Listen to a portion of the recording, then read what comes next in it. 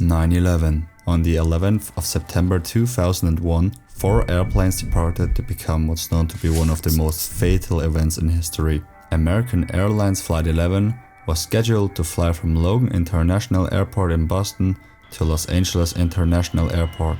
It started at 7:59 o'clock and carried a total of 11 crew members and 81 passengers, including the 5 hijackers. The hijacking of the plane started at 8:14. Just 15 minutes after the takeoff, when the pilot and first officer stopped talking with air traffic control at Boston. 2 minutes later, the aircraft stopped flying along the route it was supposed to. No more radio replies came from the aircraft, and the system in the aircraft used to avoid crashing into other aircraft was also switched off. From 8:23 on, the hijacker tried to talk to the passengers from the cockpit, but he pressed the wrong message button and sent the message to the air traffic control. He said that we have some planes, just stay quiet and we'll be okay. We're heading to the airport. A minute later, he said, nobody move. Everything will be okay. If you try to make any move, you'll injure yourself and the airplane. Let's stay quiet. Boston Air Traffic Control called North American Aerospace Defense Command, who ordered 2 F-15 fighter aircraft to catch the flight, but it was too late. American Airlines Flight 11 had already made its last turn towards Manhattan and crashed into the North Tower of the World Trade Center at 8:46 o'clock. United Airlines Flight 175 was also scheduled to fly from Logan International Airport in Boston to Los Angeles International Airport.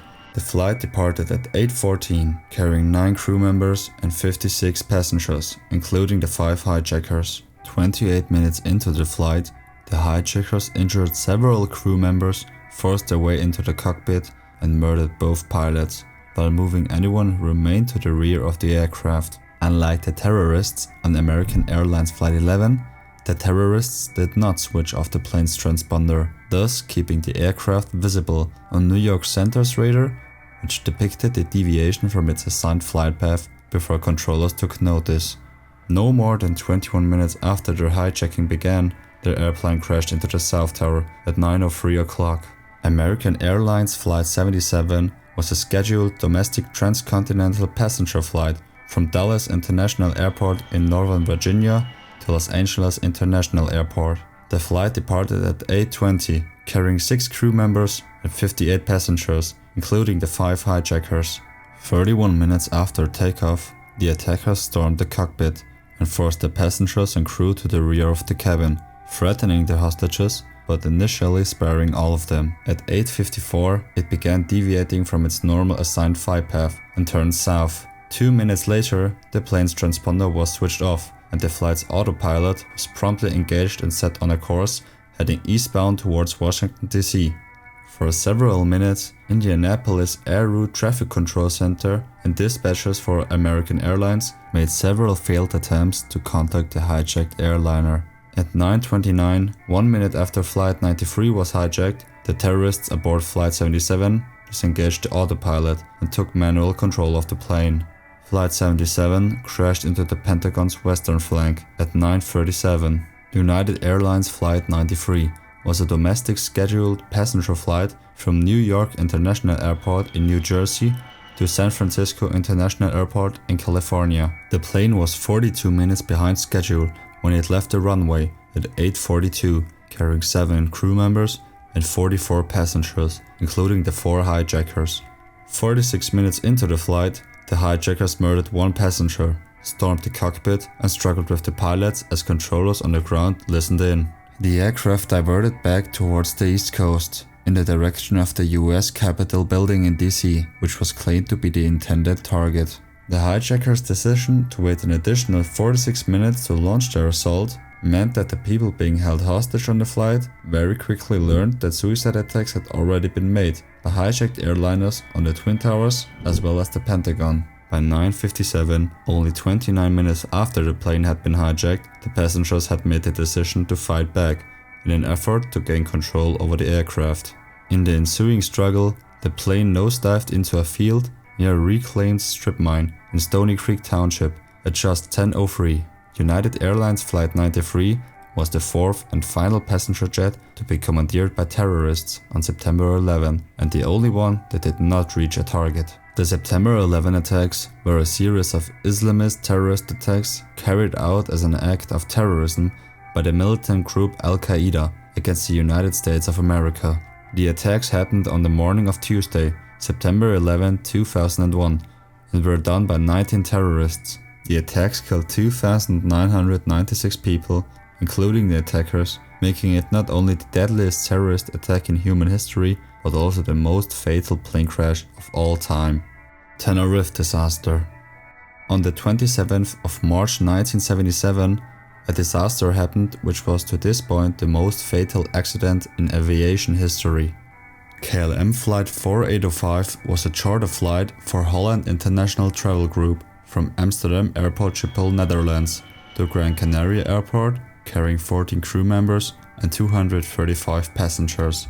Pan Am Flight 1736 had originated at Los Angeles International Airport, with an intermediate stop at New York's John F. Kennedy International Airport and the same destination point as KLM Flight 4805, carrying 380 passengers and 16 crew members. Tenerife was an unscheduled stop for both flights. The two aircraft had landed at Los Rodeos earlier that Sunday and were among a number of aircraft diverted to Los Rodeos due to a bomb explosion at their intended destination of Gran Canaria Airport. The airport had become congested with parked airplanes blocking the only taxiway, forcing departing aircraft to taxi on the runway. The authorities reopened Gran Canaria Airport once the bomb threat had been contained, and the Pan Am plane was ready to depart from Tenerife, but access to the runway was obstructed by the KLM plane and a refueling vehicle. The Pan Am aircraft was unable to maneuver around the refueling KLM in order to reach the runway for takeoff, due to a lack of safe clearance between the two planes. Finally, the tower instructed the KLM plane to taxi down the entire length of the runway and then make a 180 turn to get into takeoff position. Shortly afterward, the Pan Am was instructed to follow the KLM down the same runway, exit it by taking the third exit on their left, and then use the parallel taxiway. Initially, the crew was unclear as to whether the controller had told them to take the first or third exit. The crew asked for clarification, and the controller responded emphatically by replying, "The third one, sir. 1, 2, 3. Third one." The crew began the taxi and proceeded to identify the unmarked taxiways, using an airport diagram as they reached them. The crew successfully identified the first two taxiways, but their discussion in the cockpit indicated they had not sighted the third taxiway, which they had been instructed to use, due to high density clouds. There were no markings or signs to identify the runway exits, and they were in conditions of poor visibility. The Pan Am crew appeared to remain unsure of their position on the runway.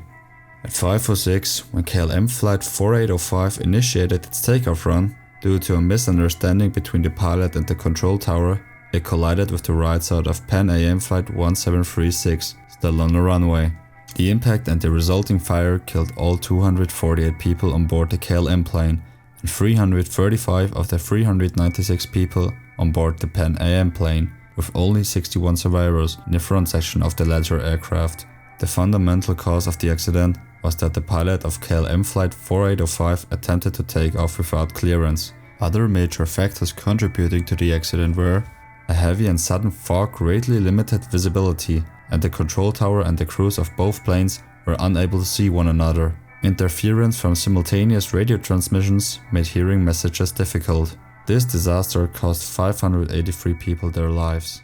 Japan Airlines Flight 123. Japan Airlines Flight 123 was a scheduled domestic passenger flight from Tokyo to Osaka on August 12, 1985, carrying a total of 15 crew members and 509 passengers. 7 years prior to the accident on June 2, 1978, while operating Japan Airlines Flight 115 along the same route, the airplane bounced heavily on landing, excessively flaring the aircraft, causing a severe tail strike on the second touchdown. The tail strike cracked open the aft pressure bulkhead. The damage was repaired by Boeing technicians, and the aircraft was returned to service. Fast forward to the day of the accident, the aircraft has already completed 2 round-trip flights. At 6:04, the plane started taxiing towards the runway and taking off at 6:12, climbing to its cruising height of about 24,000 feet.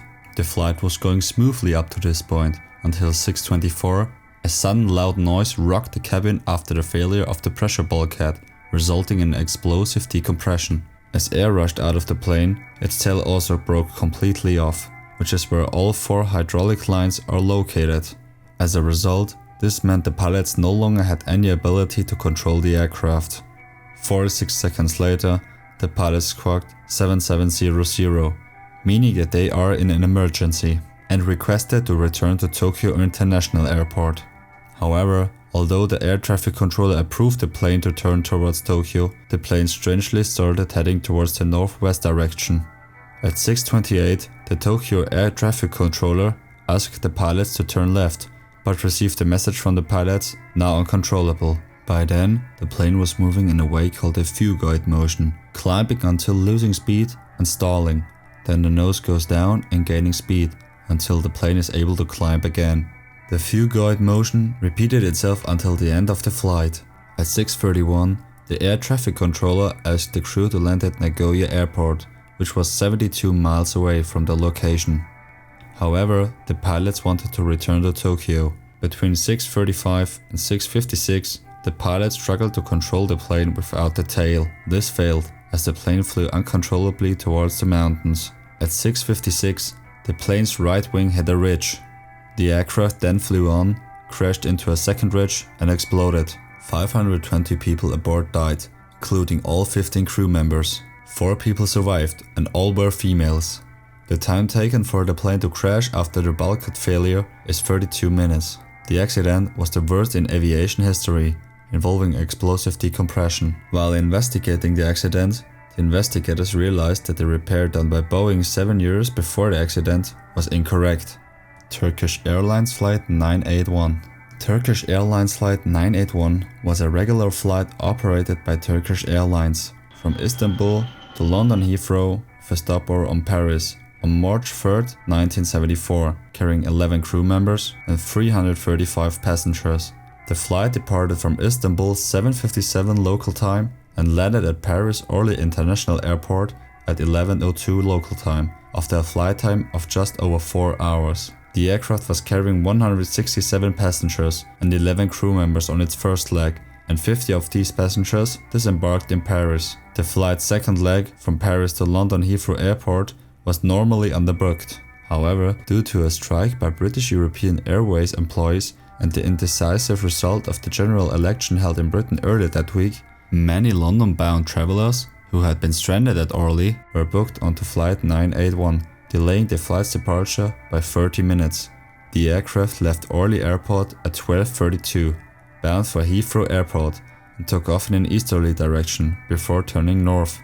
Shortly after takeoff, Flight 981 was cleared to flight level 230 and started turning west towards London. Just after the aircraft passed over the town of Mo, the rear left cargo door blew off, and the sudden difference in air pressure between the cargo area and the pressurized passenger cabin above it caused a section of the cabin floor above the open hatch to separate and be forcibly ejected through the open hatch, along with 6 occupied passenger seats attached to that floor section. When the door blew off, the primary as well as both sets of backup control cables that ran beneath the section of floor that blew out were completely severed, destroying the pilot's ability to control the plane's elevators, rudder, and number 2 engine. The aircraft almost immediately attained a 20-degree pitch down and began picking up speed, while the pilot struggled to regain control. As the plane's speed increased, the additional lift raised the nose again. The pilot was recorded calling out speed, pushed the throttles forward in order to level off, but it was already too late. 77 seconds after the cargo door gave way, the plane crashed into the trees of Ermenonville Forest. At the point of impact, the aircraft was traveling at a speed of approximately 487 miles per hour at a slight left turn, fast enough to disintegrate the plane into thousands of pieces and costing all people's lives. Rest in peace to all the innocent people that lost their lives these days.